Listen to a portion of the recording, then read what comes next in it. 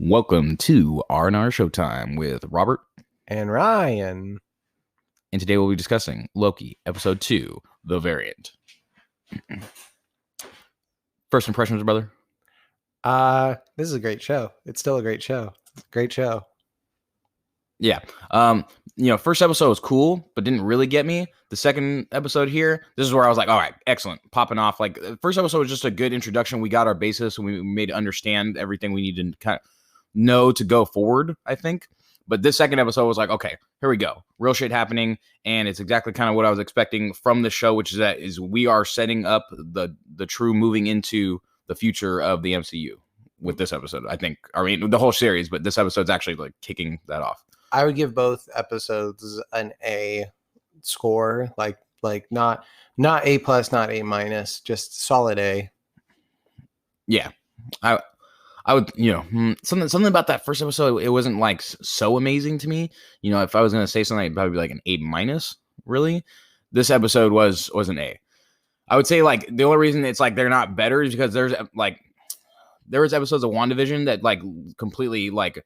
I think probably episode 4 WandaVision where we get the big kind of reveal on everything definitely had me being like, what? Like that was like A plus, really, or it was either episode 3 or 4.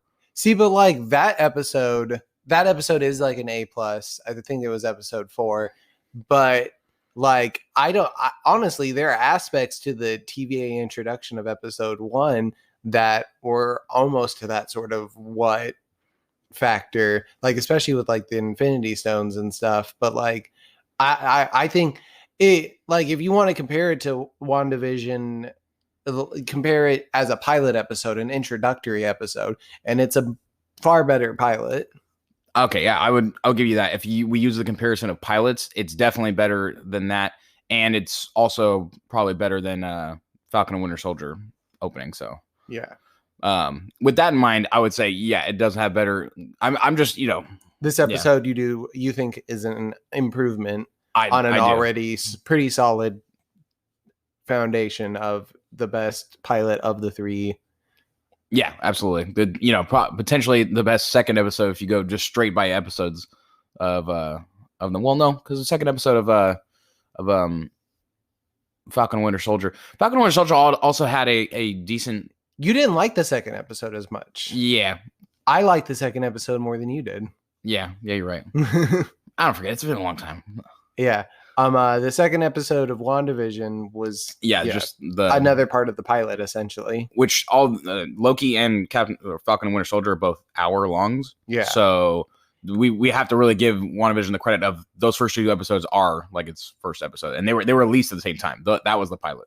And if you think about it that way, then the third and the fourth episode are like a second episode, which would technically make that the best second episode. Yeah, if we look at it more like that, potentially, just because in a sense, I think the two episodes are related to each other in a way. I wonder if they did WandaVision as 30-minute episodes to make it more sort of like basically harken back to those old TV show things. Yeah. And they've done Falcon and Winter Soldier and Loki in hours because that's just what we're more used to. I think it's better for telling a story. To do, 45 minutes to an hour of episode. That's why towards the end of WandaVision, they started getting longer episodes. Yeah.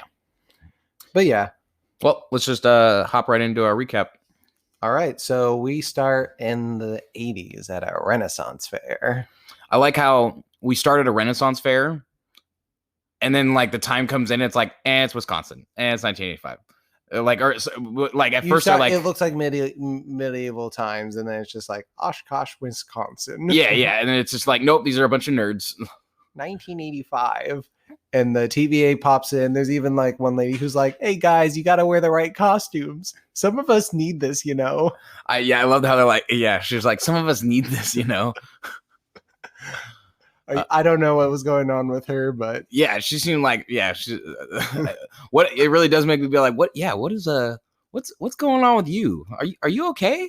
Do you need a friend? Like, I mean, this is 36 years ago, so hopefully she's gotten better if she's still around. Well, she's actually, her timeline's been erased, and she's that specific she's not even dead. She doesn't exist anymore. So. That one is, but there's a sacred timeline version of her. Oh yeah, hopefully she's doing better. Yeah, because no one ruined her Renaissance fair. Yeah. So TVA shows up at a Renaissance fair. They're tracking the variant into this like tent where apparently no one else at the Renaissance fair is at. I mean, I think because it was like their like, I think it's like where they were supposed to do the job, like it looks like a for some sort of event because there's like seating around. Yeah, and the event hasn't started yet. Yeah, or whatever. But so they go in there to track the variant, and the variant like gets the jump on them, and in the dark, like is able to enchant one of the soldiers, which is technically like a new power for a Loki. But I mean, it's a variant, so we can understand that maybe they have a different power. Yeah. But Loki could not enchant before without the Mind Staff or the Chitauri staff or whatever. Yeah, Loki the scepter. Staff. Yeah, Loki staff, the scepter from Avengers, the first one. Yeah. And so that's not like a power he had himself. It was something he used an item to do. So it's interesting that this variant has like a potentially different, like entirely different, or at least a singularly different and powerful power that our Loki doesn't. Yeah, so Loki is able to enchant one of the soldiers, and a fight is engaged between who is actually the captain and her two other hunters that are with her. Set to the tune of "I Need a Hero" by Bonnie Tyler, we get a nice little action sequence of her fighting her fellow soldiers and then being dropped, only for the Loki to come in and take out the last of her teammates, and then takes her with takes a hunter, drags a hunter with her. Her. Yeah. Oh no. Yeah. Spoilers ahead. Yeah. Hopefully you've seen the episode. Please, as we said before, don't listen to this podcast if you haven't already seen the episode. Yeah. So nonetheless, that variant Loki takes the hunter with them. And then we're brought back to the TVA where Loki is being basically quizzed by Miss Minutes, and who apparently Loki is studying up on some TVA information and stuff, just trying to familiarize himself with the sacred timeline and all that. And then Mobius comes up to take him to the same place in Wisconsin, this same time variant episode, to investigate the other Loki's crime scene. Yeah, and Loki sort of starts taking him on like he starts like explaining something. He's like, well, this would be and blah blah. Like he starts like putting on kind of a ruse to try and trick them and maybe get what he wants, which we're seeing he wants some kind of audience with the timekeepers, and we don't quite know why, but I mean we could theorize. He wants to overthrow them. He wants to convince them to do this. He wants to he's Loki. He's the god of mischief. He's trying to get into some shenanigans, and he's basically wasting their time. Yeah. Right. They could be pursuing the variant or something, and they're not. And he wastes their time and gets closer to the red line. But Mobius ends up figuring it out, and they just prune the timeline and get out of there. And Mobius is goes to Judge Renslayer's office, basically to be scolded because he failed the mission bringing Loki along. But he manages to convince her to keep Loki on. Yeah, and so he kind of goes out and he sees Loki again, and Loki's it's almost like he's trying to explain himself. And I like this is another like interaction where I actually really like Owen Wilson and Tom Hiddleston. Yeah. Loki and Mobius, like they're the actors acting together. This like sort of like Loki kind of like skids in there from the side and is like walking behind him and like kind of going back and forth, and you get this like, it's reminiscent of like a scene it's like almost a trope kind of scene I've seen in multiple things before, movies and TV shows, where you have this person that's like trying to deferentially follow a character that they've pissed off, and they're trying to like make it up to them, and it's just like behind them back and forth movement while the other person is not paying attention. They're walking away, and like I've seen the scene before, and it like just plays really well, and I kind of liked it. One thing that I've heard like bandied about online is that the Falcon and the Winter Soldier, before it came out, was like, people thought it was going to be like a sort of like buddy cop comedy type thing, but this is a much better example of buddy cop comedy between Loki and Mobius. It really does actually come off that way. And this is something a criticism I had for Falcon Winter Soldier, where I was like, it just didn't seem like organic. It didn't really feel like they were buddy cop. I made that comment a few times where I just didn't feel like I really got that from them. And this is where I really feel like more connection, like where uh, Mobius is like the straight and narrow, like I'm a literal cop here and but he's working with the criminal to like find the real bad guy.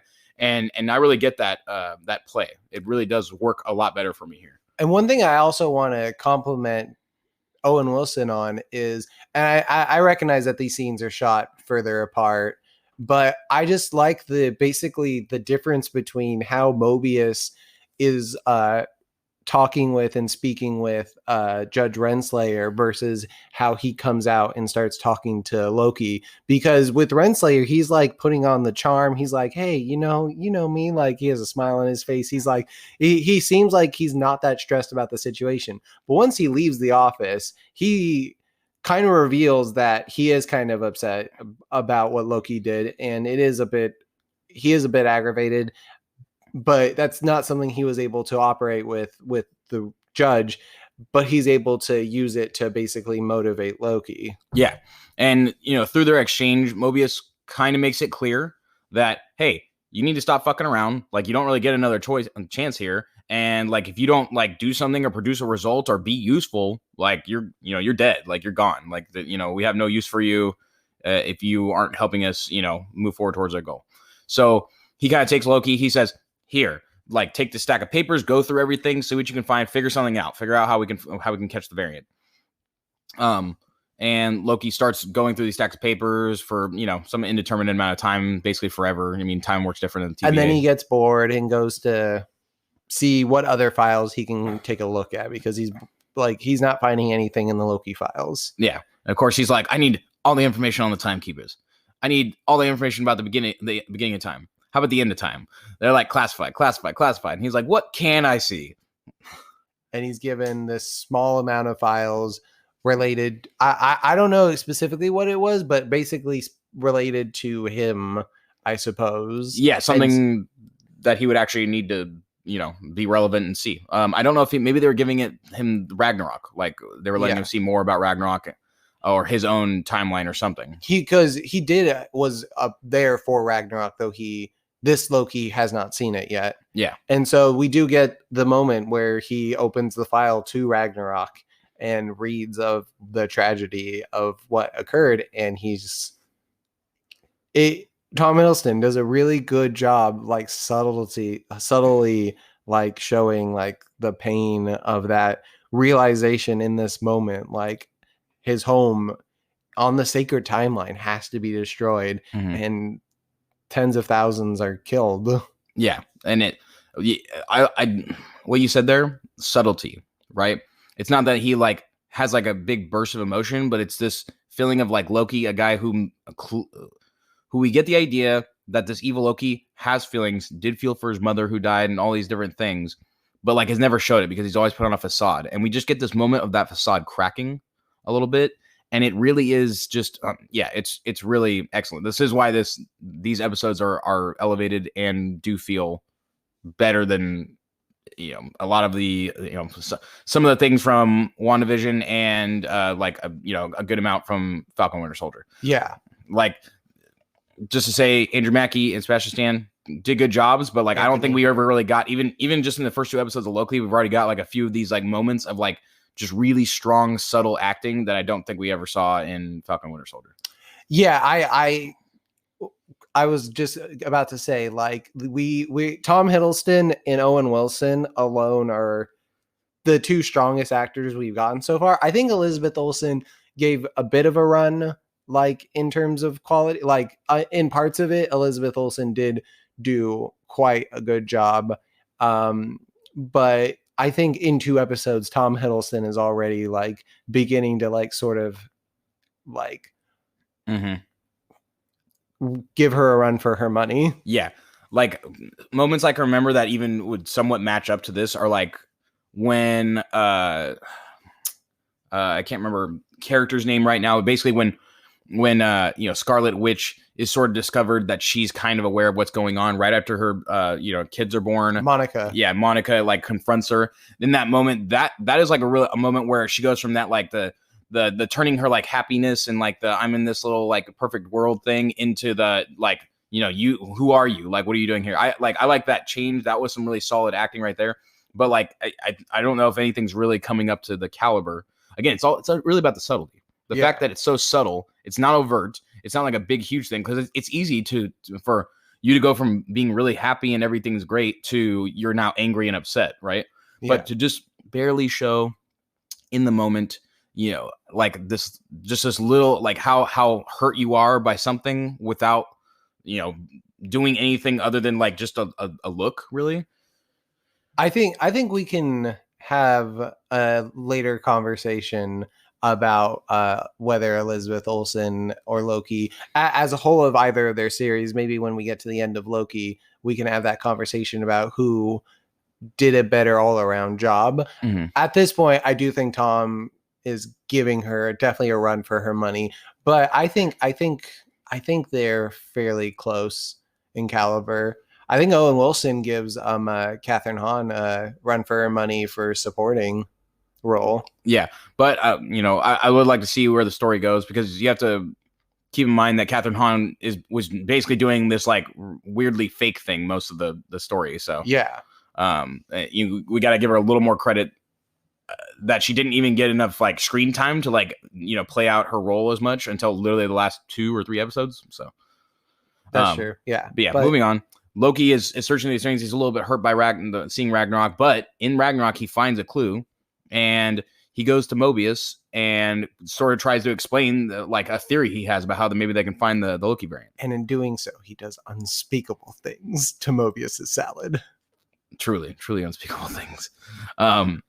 But he basically gets across the idea that like the variant is hiding in major catastrophes, like world-ending catastrophes, because nothing you do right before everybody is destroyed matters. There can't be no variance, in the timeline when everything is about like no person can do anything that will change anything. And so they basically take a quick jaunt to like prove the theory, and go to Pompeii right before the volcano is going to explode. And Loki literally like runs around and is like, "You're all going to die," and like, "I'm from the future," and blah blah blah. Like says things that clearly would could split something off and do something, but Mobius studies it with his little meter and says no variance. There's no variance energy because all these people are gonna die. Like, yeah, they even while they're there, we see the cloud of storm of ash and like volcanic eruption coming their way, and yeah, like these people, their lives changed a little bit, but their lives are about to end. Yeah, so it can't branch the timeline. There's nothing, which I mean is interesting. That makes sense, right? Like if you arrived at certain points in history, there's nothing like if you arrive right before a person's going to die and tell them that they're going to die in 5 minutes, but they don't change anything, nothing changes, right? Like it doesn't, they're going to die pretty much the same way. And then when they return from Pompeii, Mobius has a memory from visiting the little child that saw the Loki variant, who had the pack of gum, and they were able to deduce that pack of gum was only sold in America between these certain years, mm-hmm. and they were able to find an apocalypse within those years, and they tracked it down to somewhere in Alabama, I want to say.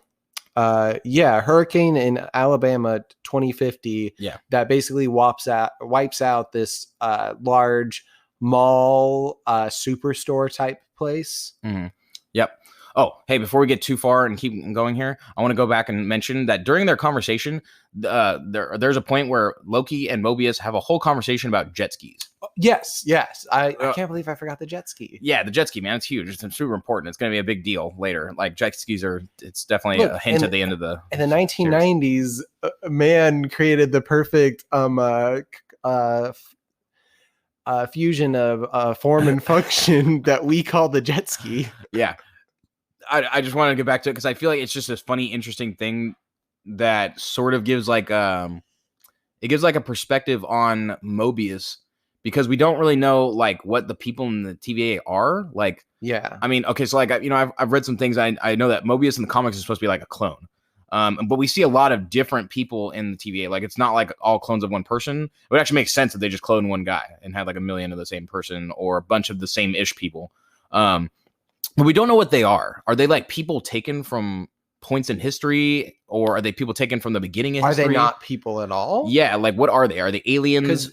Because they definitely seem to have motivations and feelings, and like they operate as normal people do. So that is a good question to raise.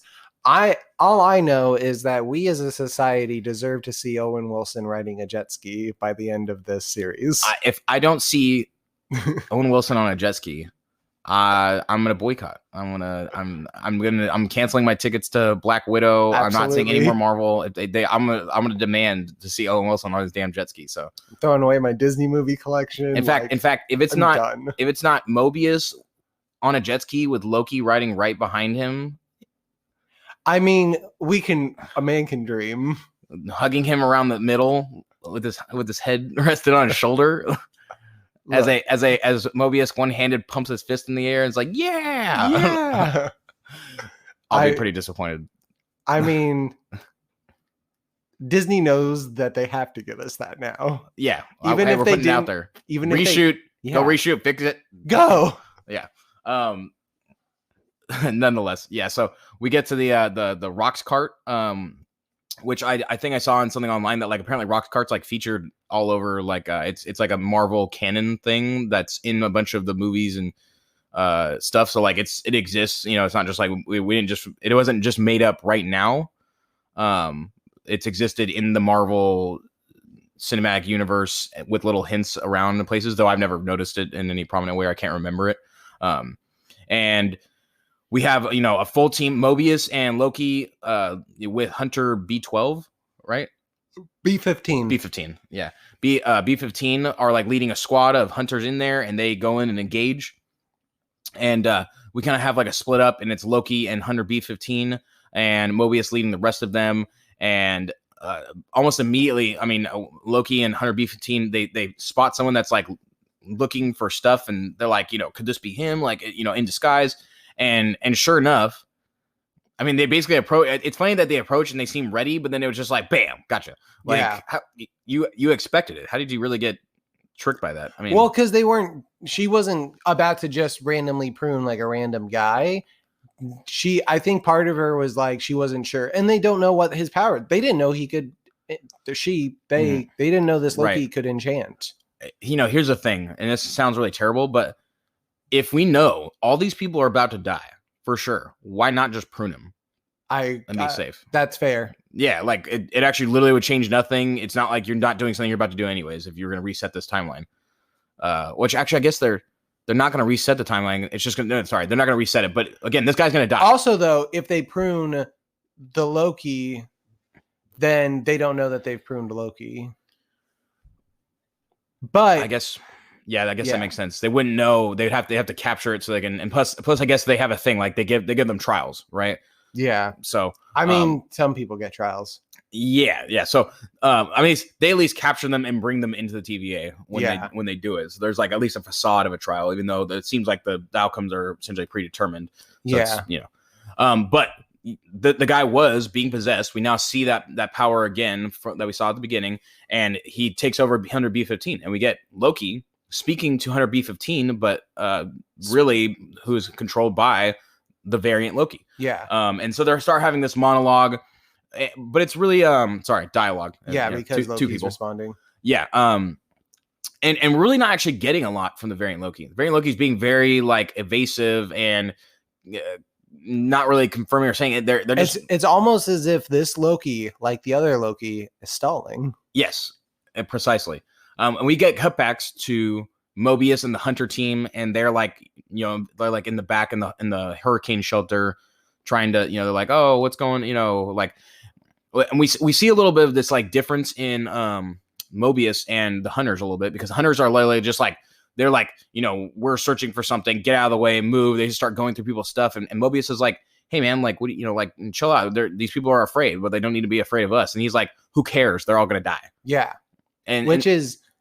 it shows that Mobius has a bit of a soft spot, which we already know. Yeah, it shows that he has compassion, but it's interesting, like, right, like, why would he need compassion? We've seen that also with him and the little girl interaction. Yeah, but it's and the fact that he is saving this Loki. Yeah, but why? What does that serve the TVA for him to have compassion? I think in some ways this is actually interesting thing about, because if you had a clone, right, you could just like program your clones like Star Wars, Clone Wars, to just all be like, a same automaton. You don't need them to have really feelings, emotions, and thoughts of their own. They just need to serve the purpose, right? So it makes me even in this moment like consider like maybe they are like all these people that work in the TVA are like all plucked from places, like they're all variants or something like that were just like, boop, we're gonna take you, like wipe your mind and use you. Like Mobius might be a detective in some portion of the timeline or something. Or here's a big conspiracy theory that's going to lead into what I'm going to say later, is that they're all plucked from different parts of the multiverse, and like they were like they were like leaders of different parts of the multiverses that used to exist, that they plucked out and were like, we're going to mind wipe you and we're going to use you to like keep your multiverses from ever having occurred again or something like that, as like a backwards like justice thing. But I'll get more into that when we get to the end, because I have a theory. But so yeah, to get back into the episode, we have the variant Loki leading around our Loki, and our Loki is like, hey, I'm gonna betray the timekeepers and I could use you as a lieutenant. And this Loki's like, oh, cute.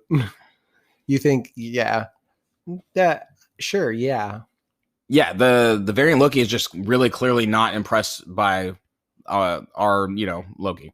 At one point, even when our Loki refers to the variant as Loki, they say, oh, no, don't call me that. Call me, looks down. At this point, they've taken the body of one of the employees of the store, and he looks down and he's like, call me Randy. Yeah, so Randy Loki. And we're seeing that apparently this power is pretty unlimited. Like it's just like, body that they are taking over touches another one, and then touches another one, and they can just keep transferring. And the interesting thing is that it's not that it is that at the same time as they are controlling a body, we also get little images of the variant Loki walking around, and they're like arming some kind of system. We're seeing the grenades, the reset grenades, all being armed, and they're all around. And we get this idea like, oh my God, they're going to like super reset everything here and like destroy the hunters or something, like, they're going to blow everything up. Yeah. And basically our variant Loki keeps stalling Loki until they finally get to the end and sort of drop the facade. And we see finally that the variant Loki's face, and it is woman, Lady Loki, which I've heard theorized about like that. I think there's been a lot of like theories just offhand that it's that Lady Loki was going to be in the series. Yeah, because they saw this person's casting in advance and they thought that might be the variant after last episode. Yeah, I had seen like other theories where it was like it was gonna be like old man Loki or like teenager Loki, like which we see, I think, like when they're showing off like other variant Lokis, like there is like a younger version ish one. So there was like some theories about, and I guess those are in the comics though, like an old Loki, Lady Loki, and like a teenage Loki are all in the comics, and they're all like variant Lokis that from different multiverses or something. Yeah. But yeah, so, and Lady Loki, Randy, basically initiates her plan, and we see all the grenades basically begin to go off, but then we see these time portals open underneath them, and they just drop into time portals, and we see like, when they said like, oh, they keep ambushing our things and taking reset grenades, like I was like, okay, cool, so she's got like a dozen, but it looks like she has like 100. Yeah, it looks like there's dozens of these reset charges that are being plopped into these portals and just being dropped wherever. Yeah, wherever. We don't know exactly where they're going until we get a cut over to the TVA where, regular analysts are sitting there at the computers, and all of a sudden it's like alarms start going off. And we see the sacred timeline, all these branches all at the same time are all just running off. And like they go in like full red alert, like they're sending out, like hunters are just like streaming through time portals to go fix things, and guys are calling each other like, we have a code 00 or something like that. Yeah, like, they're freaking out. They're like, oh my God, there's literally like 100 different variants. We even see the judge reacting to this. Judge Renhold, or what's her name? Renslayer. Yeah. Judge Renslayer picks up this. It looks like a sheathed sword or something. And I thought it was like another baton, like when they're pruning batons. Oh, perhaps, yeah. But it's like on a display, so like it's like something. I think it's more like she has it up on the rack, like she doesn't do that anymore, but she's like, this is such a big deal, like all hands on deck, like I'm gonna go out and start doing the thing. But yeah, so they start dropping. Mobius is seeing them drop through the portals, and he makes it. He starts running. He's trying to find Loki, like, or because at this point they have no idea what's happening with Loki. They just know that they do find Hunter B-15 passed out, and that so at this point they're under the impression that maybe their Loki took her out, or they have no idea what's going on. And so Lady Loki sets those teleports off and then creates another portal for her to leave through, sort of waves at Loki and goes through the portal, but the portal stays behind a little bit, and Loki gets up and begins to contemplate what his next move should be, and it looks like he's going to go into the portal, and then Mobius comes around and starts running towards him and tries to get Loki to stop and not leave, but Loki goes through the portal and the portal vanishes. Yep. And end the episode. So yeah, this episode had just like, I mean, we got the reveal of the variant. It's Lady Loki. Boom. What a, not like an insane reveal, because I had heard those theories already. So, which in some ways it's like hearing the theories online, is in some ways a spoiler. It's not a spoiler because they're all theories. Nobody has a confirmation. We don't know yet. And it's like, we have strong reason to believe it's Lady Loki based on things that we should know. But it might have had more impact if I hadn't like already heard and suspected that somewhat. It's Mephisto. Yeah. Hey, maybe it's Mephisto disguised as Lady But Loki. that's what people were saying in WandaVision. People were certain that was the reveal, and it wasn't. So the theories are only spoilers if they either came from a spoiler source, or really that's the only time that they're spoilers. Otherwise, it's just a theory. Yeah. A film theory, if you will. Yeah. The thing is, it's like, you're basically right. It's only a spoiler if it ends up being right, but even then, it's not a spoiler. It's the feeling is either, oh my god, what a twist, and you're like surprised, I knew it. I mean, spoilers have to have come from either someone who had inside access information and spoiled it. Like if someone just figures it out, that's not a spoiler to me. Yeah, it's just part of my enjoyment of watching these series or any series. I like being stimulated in my brain. I like thinking and considering and like trying to come to a conclusion. Like in Game of Thrones, when the theory that Jon wasn't Ned's bastard, that theory was around for years, and it wasn't a spoiler until we saw that it was the truth. And then if you were to tell someone who started the series after that about it, then it would become a spoiler. Yeah. But for all of us that knew the theory before it happened, it wasn't a spoiler because it wasn't confirmed until it happened. Yeah, exactly. But so regarding theories, all right, back to what I had said previously. Okay, so I had this idea, right, which is really that, and this is like with little, like I've seen some things like from like talk about the comics. I don't like go out of my way to see stuff about Loki, but it's like inevitable. You just see it like shared on like Twitter or on YouTube and stuff, like things I'm watching, just like they talk about it. And I had this idea right after watching this episode. I was like, you know what? I think the Timekeepers are like bad guys or something. I think they are, or maybe not bad guys, but basically I think the Sacred Timeline is just a timeline in which the Timekeepers basically become powerful or something, or they are whatever, they like win. Like they say there's a multiversal war, and there was like, it was chaos and it was bad, right? Like they were all fighting each other. I think the Sacred Timeline is just the one where the Timekeepers, their timeline wins and they become all powerful. Like they make a time machine and go back to the beginning of time, and then they make their timeline the only one that matters. They're like, instead of like them losing or whatever, which ties into what I was saying earlier, which is like that. And as part of like a, F these other timelines, they literally like yank out people from all those multiversal timelines and keep them as like, basically they're all variants. They're all literal existences from other multiverses.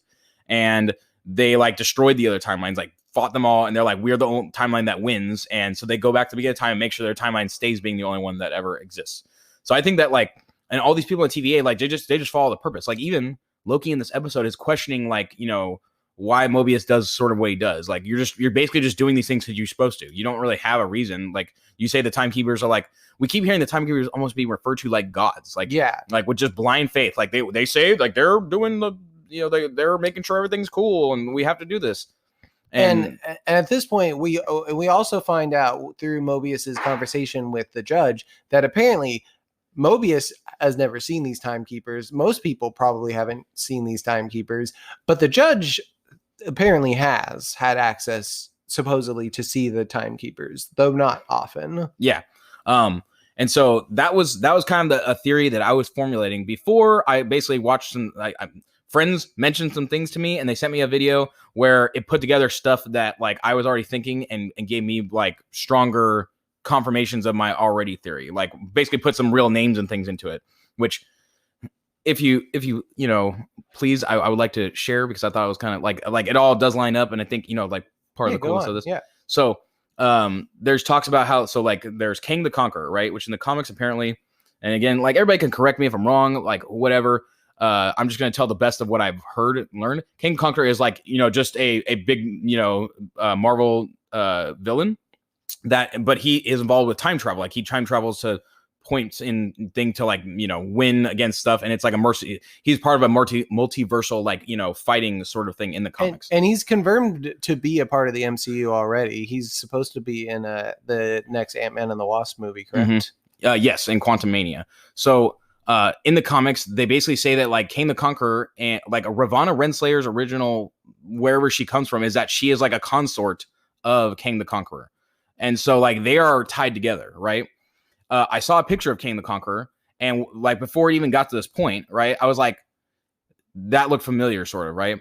I think that King the Conqueror is, and again, I'm really regurgitating something I saw somewhere else that's confirming what my theory was. I'm putting the names and faces, that King the Conqueror is one of the timekeepers, or he's all the timekeepers. That like there aren't 3 timekeepers, it's really just one of them, and like he made 3, so it didn't seem like it was one all-powerful being.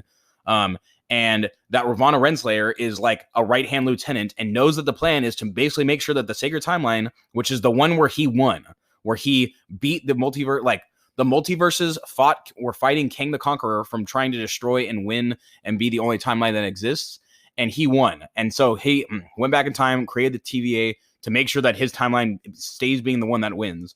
And that Lady Loki is a variant that existed from one of those multiverses and like existed and like hid out within the whatevers like long enough to perpetrate their plan or whatever to basically bring back the multiverses. Like that the harmonious way of the universe is that multiverses exist, and the TVA is actually like not like one timeline existing is actually not how like things should be, that there should be multiverses, that they should exist. And Lady Loki is really just trying to reinstitute like multiverses, like allow them to exist again, or even maybe like in a sense that she's trying to bring back the chaos of multiverses, and that like that is good, or in some way good, or something like that. So yeah, that's basically like I already suspected the timekeepers weren't good and that they were just protecting their own timeline, but now adding the theory that the timekeepers are King the Conqueror, or he's one of them, and he's just protecting the timeline where he wins, and Ravonna Renslayer is in on it, because that would be track with the comics a little bit. Honestly, yeah. The only thing that I now question is if it's going to be one of those things where the MCU knows what we're going to think and puts all the pieces out there for people to think that, only for it to not be that. Like when we get the reveal that it's not King the Conqueror, that it's someone else, maybe this time it's Mephisto, who knows? Yeah, maybe they're going to subvert our expectations a little bit, but I think that they're going to draw from I think in some ways they're going to, I think it'd be cool if they subvert it a little bit, but I also think that they, they're laying the groundwork. I think your idea is definitely a good one. And I think if that happens, even if you reveal it in advance, again, it's the kind of thing where like, that sounds like a good enough direction that I would be happy to see that, even though I already maybe am now going to see it coming. I would still be happy, especially if they execute it well enough. Mm-hmm.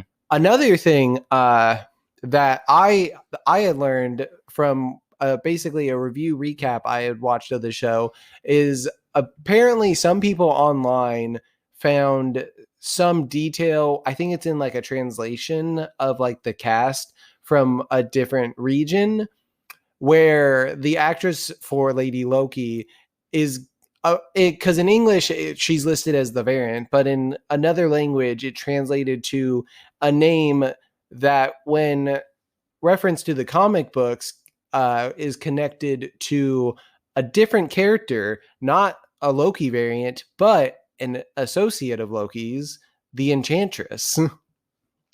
Oh, the Enchantress, like the Enchantress. Not to be confused with the DC Enchantress. I don't really know much about. Did you like learn more about who the Enchantress is? I don't know a lot about them, but basically, to my understanding, the Enchantress is either an associate, a pupil, or a creation of Loki. Oh, okay. Interesting.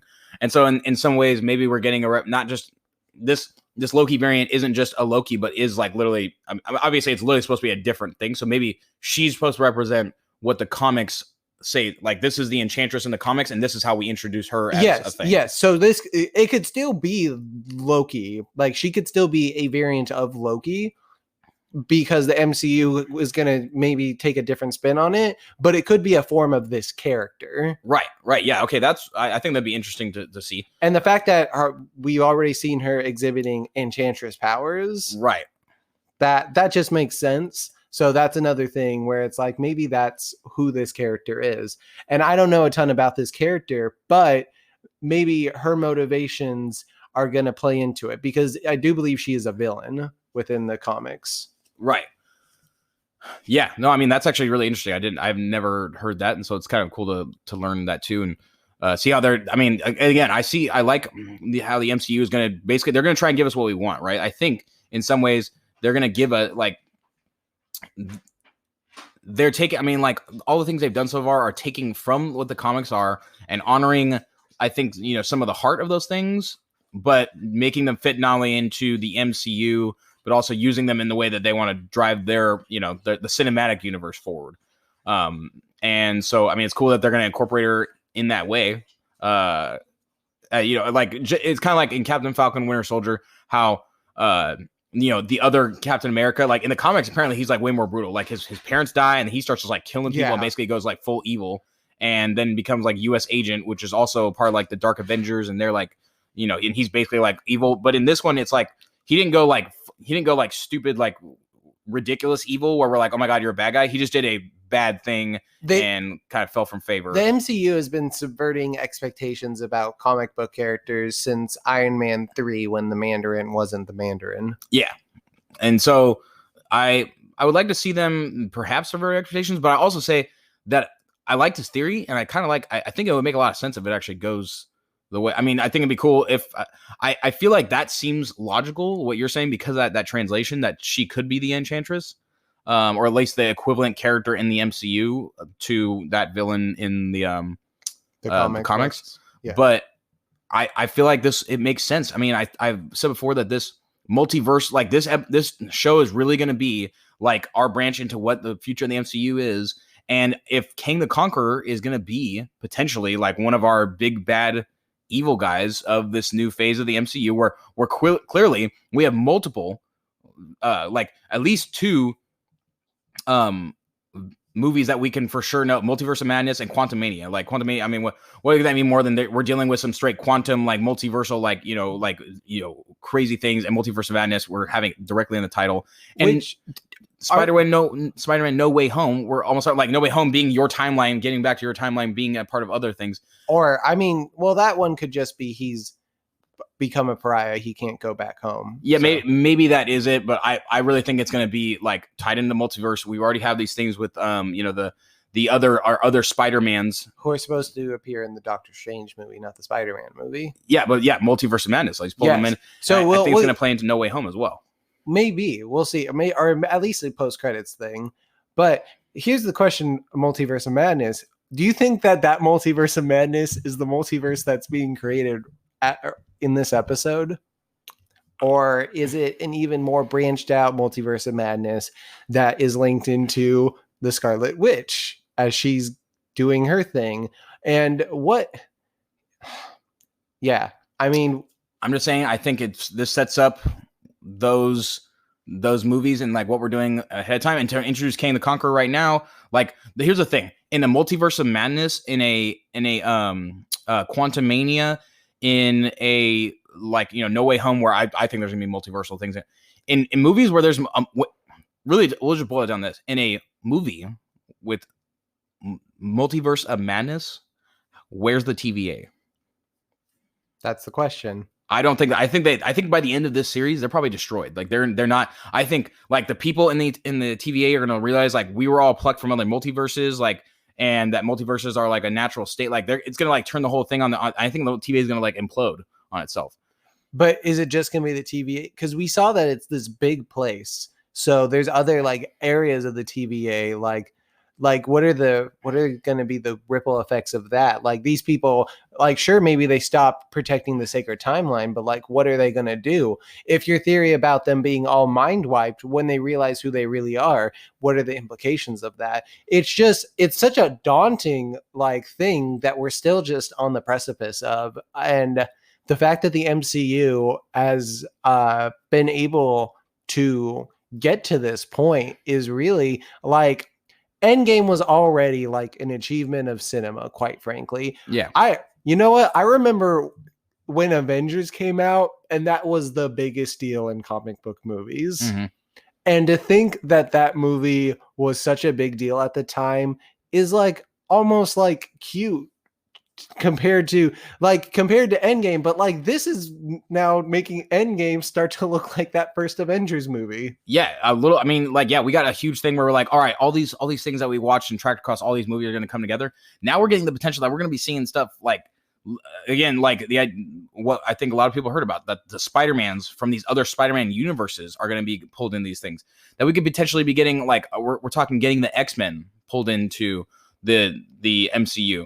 And like we know that Sony and Fantastic Four are going to be in there. Yeah, exactly. Like we're getting even more heroes pulled in, but also like the same different versions of heroes that we've grown up with. I think I saw something on Facebook about someone theorizing that Doctor Doom is going to be in one of the upcoming movies, like as the secret bad guy. Oh, well, that would be kind of cool. From what I understand, like Doctor Doom is like one of the like greatest villains of all the comics, and we've never gotten him done well in a movie. Yeah, he's always just like, no, I have electric powers. My face is metal. I mean, and I didn't really know. I mean, again, my naivete, not really knowing a ton about comic books, like never really understood the depth or like the magnitude really of what Doctor Doom is in the comics. Like that he is like one of the. I think he wields the Infinity Gauntlet at one point. Yeah, like he's actually like so powerful. He basically like unstoppable. Like he like beats like everyone. I think at some point, like yeah. it's like he breaks his own timeline. They have to like it goes like multiversal. Like there need to be other versions in other timelines that have to come to stop Doctor Doom, kind of thing. So there's multiple potential like game-changing villains that are coming into this, in the multiverse as a whole coming into this. It's just daunting, quite frankly. Like, but if anyone can do it, it's Kevin Feige and at Disney. They've done it so far, and I have no reason to think that they're gonna mess up going forward. There's just so much relying on it. If they do mess up, then it's not like the greatest tragedy. Like we've already gotten so much good, but they're still just hitting stuff like well enough. Like Falcon and the Winter Soldier, if you want to say like maybe wasn't the best thing in the world to me, but like by the end of it, I was still like, yeah, Captain America. Yeah, I mean, no, for sure. Yeah, even if it wasn't great, it still hit some of the notes that we really wanted to see. And yeah, I mean, going forward, this is everything that Loki is setting up for is going to be making the MCU huge. So what I've said, and we're going to see it more and more. We're going to be seeing like, I believe that like my King the Conqueror theory. And I believe that the TVA is going to unwind, and then like there's going to be like the people like I think Mobius is going to like turn on or be on like Loki's side at one point. I think Loki's going to be like, your timekeepers are not good, and like you need to trust me on this, like because we already see him diverting from like the hunters are all pretty much like murder, like destroy anything that's like bad, and the KC like the analyst guy, he's like, whatever. I just, like he doesn't know like agency. He doesn't really, it doesn't matter. Like he just does whatever he's kind of told to. It seems like everything the TVA like are like pretty inalterably just doing whatever they're supposed to be doing and doing what they're told.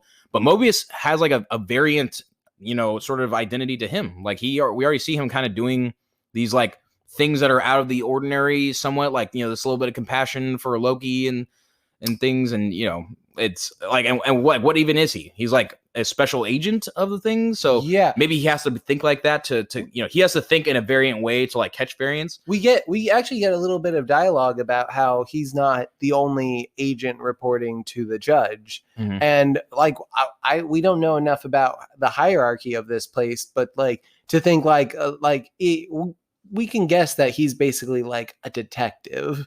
Yeah. If the other ones are just normal beat cops, the hunters are cops, he's a detective. Yeah.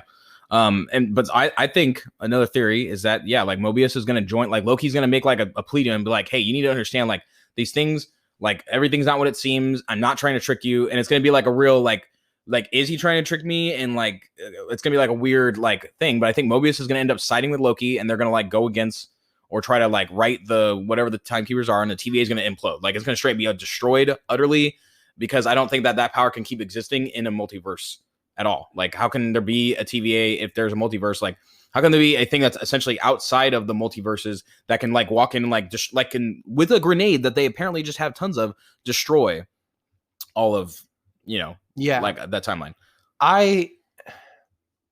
So I want to sort of set on. It's interesting, all the things we've talked about in this episode of Loki. The thing we've talked about maybe the least is Loki. Oh yeah. Which that's right. I mean, here's the thing. So if this is all part of King the Conqueror's grand design, and this enchantress has her schemes cooking and she has something going on, and the TVA has its plans, the one thing we can guarantee is that this Loki is going to get in the way of someone's plans. Yeah. Hey, this echoes back to what he said. He's like, you're just like you're like a catalyst of chaos. He said like all you do is like make other people rise to their better occasions and stuff.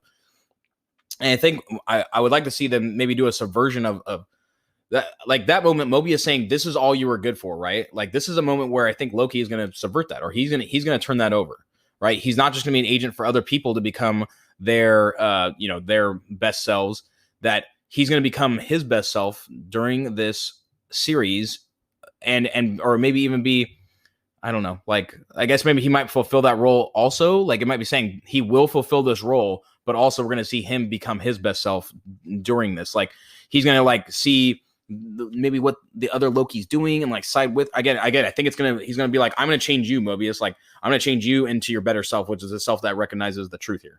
We still have time in this series, but do you think that this Loki is going to join back into our sacred timeline universe that we've been following? Is this Loki going to be able to rejoin into that world where Loki is dead, but is this character going to last past this series, or will this be the end of Tom Hiddleston? Well, one, I don't know if his contract is up. So but even then, I don't think he was signed to the same kind of contracts as the others. I think he's past the stars. I don't think he was put into those same early contracts of like guaranteed this amount of movies. I think he's contracted based on what they put him into. So I think that if they have plans to keep him around, by the end of the TVA, I think it's gonna be like multiverses exist, and it's gonna be like, well, Loki, go ahead and go do whatever you want now, because it's all a multiverse of fuck and everything, And I think he will want to go back to his universe, and I think we do get him reintroduced to his universe this way, like him basically saying like, you can't exist in your universe, but how could you exist again if like the TVA doesn't matter anymore? Like they're not coming to prune you, because you can just be a variant in your multiverse now and exist. You can just be Loki and continue existing now. So I suspect again, it's really about like what there's that, but then also there's the potential that like at the end he sacrifices himself, maybe like he sacrifices himself to make the TVA blah. Like that's what I'm saying, because it's possible that this could be the final goodbye to Loki. Yeah. So but he has a habit of coming back. He does have a habit of coming back, exactly. So he's the variant that they see most often at the TVA. And certainly fans want to keep seeing him around. I think so. I mean, I'm watching him have his own show. You're only growing to like. I mean, if people didn't like Loki before, like I will say, I feel like there was a hype. I think there was like a lot of like fangirly, like people just love Tom Hiddleston. But like seeing him in this series, just in these 2 episodes, really has been like, wow, yeah, I'd like, I could really do with seeing him keep sticking around. I mean, to be honest, he is one of the best things about those first 2 Thor movies, which aren't great movies. And for a long while, he was decidedly the best villain in the MCU. Yeah. Like up until like when we got Killmonger and Vulture and those types of villains, up until then, like Loki was really the only example of a good villain. So keeping him around, I just think is smart. But I don't know what Tom Hiddleston wants, and I don't know what the MCU wants. But if we see him in Thor: Love and Thunder, or if we see him in the Multiverse of Madness, even before that, I'd welcome him. Yeah, totally. I would like to see him keep sticking around. So do you have any other thoughts or? Yeah, I mean, at this time, no, I don't really have much else I can. We're already a third of the way through. Are we? It's 6 episodes. Oh wow. Yeah. Well, yeah. I guess again the 1 hour things they got to just kind of keep things moving. So that's. I mean, here's the thing: is like I don't like we already have him like boom moving on to Loki. Or moving him on with Lady Loki. How much more? I think just like a couple, maybe like a prediction for next episode. I think we're gonna get them and Lady Loki's gonna maybe reveal her like this is what's going on kind of thing, or at least some of like their plan or why they're doing it.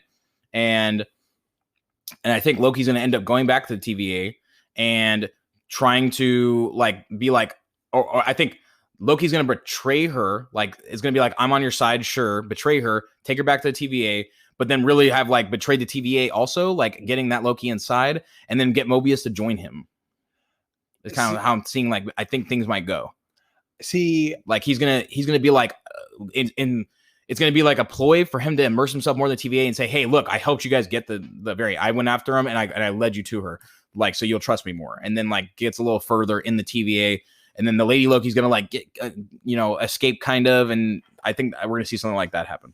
See, I just don't know if I believe that our Loki at this point will be able to get the jump on Lady Loki, but that's not a bad theory. I really am completely just like, don't even know what this next episode is going to look like, but it's going to be exciting. Are we going to see like a bunch of little bits of timelines that are getting ravaged? Like, what are these timelines? Like, what specific did the Lady Loki pick specific moments where doing this would have a large impact? Like, is one of the timelines not going to have Captain America anymore? Did she go and like erase Steve from the planet in one of the timelines? Like, we don't know, and I'm curious to see. I would also like to see, maybe in the next episode, they're dropping into different multiversal like changes.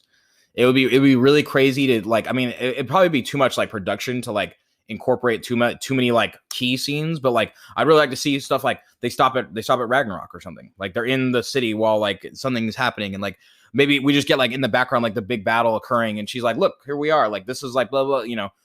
I like it'd be kind of cool to see them dropping in on some multiversal scenes of stuff that we've seen in the MCU. Yeah. Or maybe what would be even pretty cool is they drop into a future date of something we've never seen. And you know what, the timeline does show like all across it, including parts that we haven't gotten to yet, because clearly the timeline is past 2050. It's past like 2099, because we've seen that stuff like hinted at and referred to. So and then this would be crazy, right?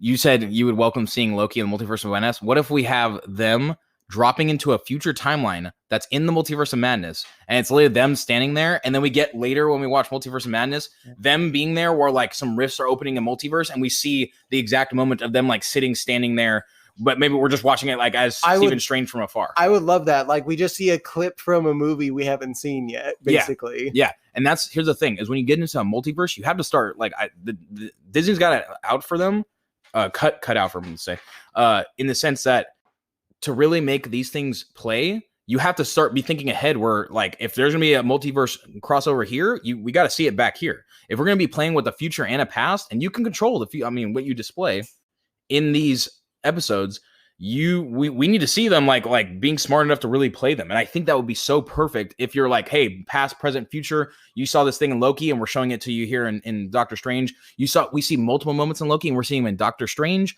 we're seeing him in Spider-Man, we're seeing him in Ant-Man. Yeah.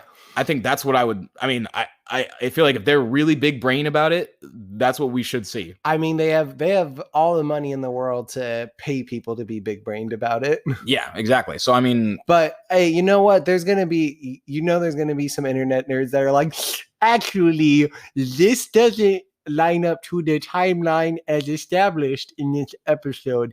But you know what? I think it's gonna be a lot of fun. mm-hmm. But I think that just about does it for this episode. Do you think?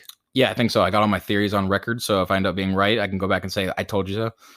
All right, and just so listeners are aware, you may have heard a little bit of our special guest of the episode, Thor, in the background. We apologize for that, but he's normally much quieter. Yeah, it's okay. I'll chastise him. I'll make sure he knows his mistakes. With pets and affection, correct? Yes, of course. So all right. Well, yeah, I think that's it, folks. So until next time, this has been Robert and Ryan. Hey, have a good one. Yep.